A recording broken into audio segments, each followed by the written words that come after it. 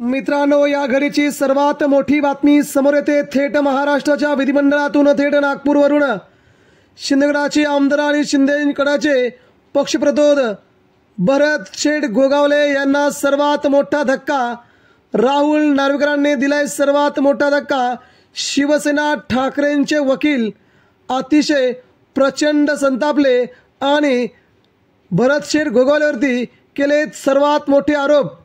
गोगावले होणार अपात्र, बघूया महत्त्वाची बातमी नेमकी काय ती।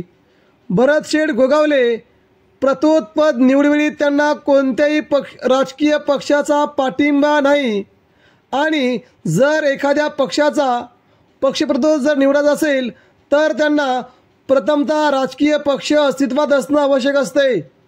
त्यावेळी मात्र शिंदेगडाचा राजकीय पक्ष नव्हता आणि त्यांना कोणत्याही राजकीय पक्षाचा पाठिंबा नसल्याकारणे भरत गोगावले हे स्वतः पक्षप्रतोद होऊ शकत नाहीत।